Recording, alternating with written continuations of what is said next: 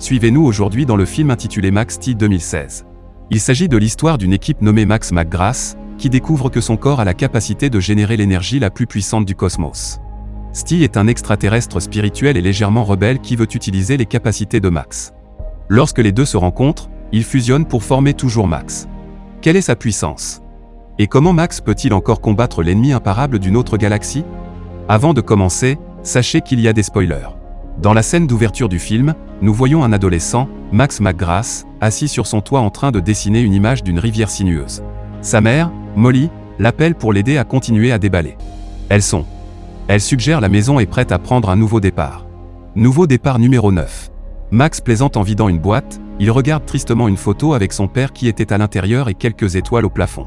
Il y a une brève montée d'électricité qui interrompt le signal TV, que sa mère remarque avant d'aller se coucher. Max se rend alors compte que cela semble être sorti de ses mains. Le lendemain matin, sur le chemin de l'école, Max s'arrête aux portes d'un bâtiment abandonné et intact où son défunt père, Jim, avait travaillé et regarde. À ce stade, il reçoit un appel téléphonique. Mais alors qu'il essaie de glisser pour l'accepter, l'électricité de ses mains interfère avec l'appareil. Ensuite, il part sur son vélo mais a la chance d'éviter une collision avec la camionnette conduite par Sophia alors qu'il est allongé sur le sol quelque peu choqué. Elle se penche sur lui et lui demande de la rencontrer plus tard. Après l'école, Sophia ramène Max chez elle, où elle l'aide à réparer son vélo.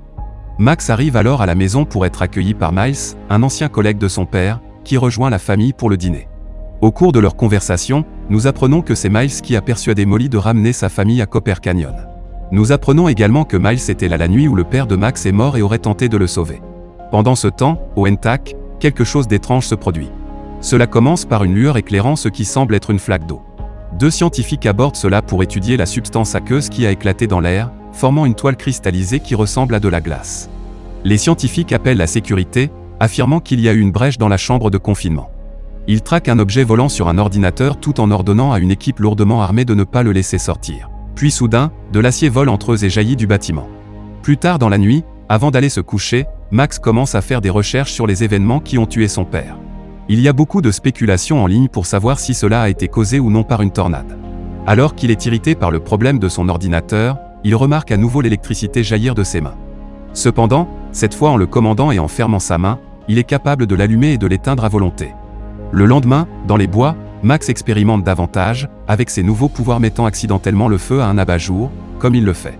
C'est vraiment génial, déclare-t-il. Le lendemain à l'école, on voit Sophia frapper frénétiquement à la fenêtre en essayant d'attirer l'attention de Max. Cependant, il est incapable d'entendre une fille près de la fenêtre intervenir. Sophia veut rencontrer Max au restaurant thaïlandais de Main Street alors que Max coupe son alimentation électrique et semble interférer avec le distributeur automatique à proximité. Cela l'amène à renverser son contenu. De l'autre côté du sol, un certain nombre d'autres étudiants se démènent pour récupérer les canettes qu'il a émises gratuitement chez eux. Max a interrogé sa mère sur son père. Il prétend que tout le monde dans la ville en sait plus que lui. Il n'a aucune idée de ce qui lui est arrivé ou de la façon dont il est mort. Sa mère explique qu'elle veut lui en dire plus, mais l'histoire est tellement compliquée que Max se tait maintenant plongé dans ses pensées, on sent que quelque chose le traque à l'extérieur de chez lui. Au restaurant thaïlandais, Sophia présente à Max le thé boba, à sa grande surprise et dédain au cours de leur conversation, nous sentons un rapport croissant se développer entre eux deux. Lorsqu'elle a demandé le numéro de Max, son téléphone semble ne pas répondre, mais il est soudainement submergé par une décharge d'électricité. Il se dirige vers la salle de bain pour essayer de récupérer, mais entre plutôt dans un état de panique. Il s'enfuit du restaurant sur son vélo, se dirigeant vers une forêt voisine où il continue à pied. Ici, il commence à crier et à perdre le contrôle, avec des faisceaux d'électricité jaillissant de lui et dans le ciel. Le lendemain matin, Max se réveille pour trouver des marques de brûlure dans ses draps et des blessures sur sa poitrine. Son état de confusion n'est pas aidé par l'arrivée d'une forme de vie volante à base de silicium qui se présente comme de l'acier. Steel parle à Max de son énergie. Il prétend également qu'il est là pour les protéger pour tout ce qui essaie de les tuer alors que Molly entend la perturbation et essaie d'enquêter sur la source du bruit. Maxide, toujours dans son panier à linge, dit encore à Max qu'il peut l'aider en absorbant son excès d'énergie taconique, alors que les deux discutent plus avant de la situation dans les bois. Il remarque la présence d'un SUV noir. Un certain nombre d'hommes en sortent et se dirigent vers eux. Armé d'armes automatiques de taille, Max dit encore que s'il les trouve comme un être extraterrestre, il les disséqueront. Les deux font donc une pause pour elle. Ensemble, ils arrivent à l'école de Max, où il reste toujours caché dans son sac. Son ami extraterrestre, cependant, refuse de garder le silence, provoquant beaucoup de confusion pour ses camarades étudiants alors qu'ils bavardent. Plus tard, dans un bâtiment abandonné, commence toujours à présenter à Max l'étendue de ses pouvoirs en tant qu'expérience maximale sur la façon d'utiliser une vitesse et une force plus efficacement. Steel essaie de lui parler de son don pour la stratégie de combat, mais son compagnon adolescent est distrait. Il apprend à contrôler une panoplie de cadeaux, dont la capacité de sauter de plusieurs étages. C'est alors que Steel présente à Max ce qu'il considère être la meilleure partie lorsque les deux se sont combinés pour revêtir Max d'une armure de super-héros. C'est en portant cela que Max est exposé à un flashback de son père. Max décide qu'il devrait aller en parler à Miles alors qu'il se heurte à nouveau presque à Sophia pendant qu'il parle. Il aperçoit le SUV noir au loin et s'enfuit à nouveau dans une ruelle voisine.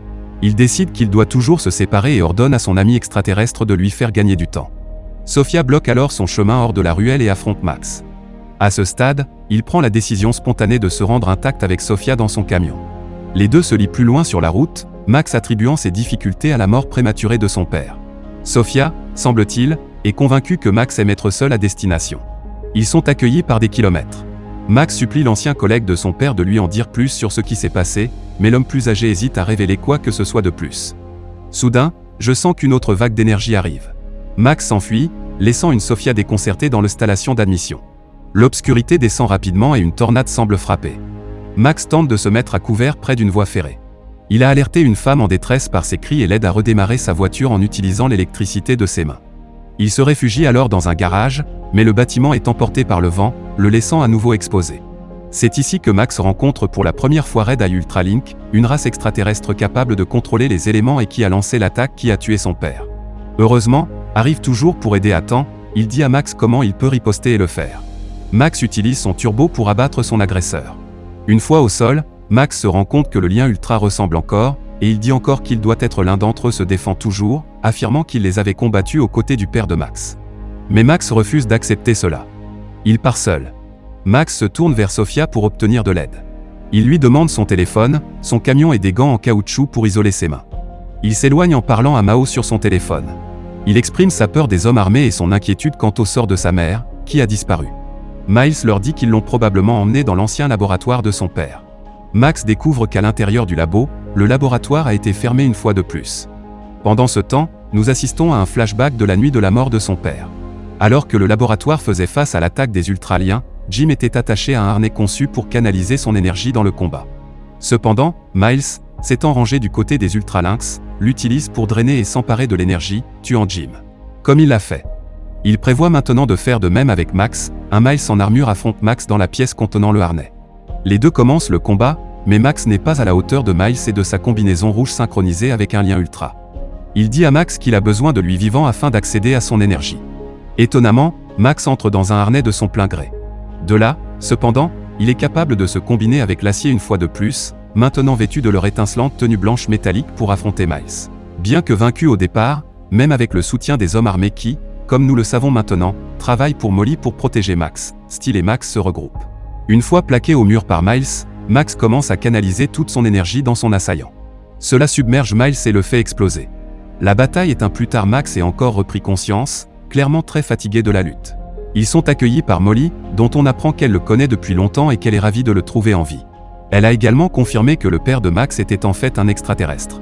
Molly commence enfin à dire à son fils ce qu'elle savait depuis longtemps, à savoir que les Ultraliens essayaient de le traquer et qu'elle avait continuellement changé d'endroit pour leur échapper. Max est alors capable d'apprendre d'où il vient.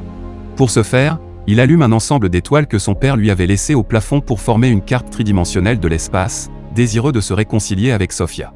Max se dirige vers elle pour s'excuser de son comportement étrange. Il lui dit qu'elle avait raison, qu'il s'est habitué à être seul. Il la remercie de l'avoir remarqué et lui donne un de ses dessins à la main. Il dépeint le moment où ils se sont rencontrés. Elle le surplombait. Oui, la première fois qu'il l'a vue, elle avait l'air d'être à l'envers. Touchée par les gestes, elle l'embrasse avec passion. Naturellement, ils se donnent rendez-vous plus tard dans la soirée. Dans la scène finale, nous voyons Max et Steel accepter de s'engager en mode vol alors que le soleil se couche sur la rivière. Les deux hommes s'élèvent au-dessus de la rivière. Voilà les amis qui se demandent de quel côté ils doivent aller. Enfin, ils s'envolent à toute allure. Aimez et abonnez-vous pour voir plus de vidéos comme celle-ci. Et n'oubliez pas d'activer vos notifications, cela aide vraiment ma chaîne. Merci de regarder.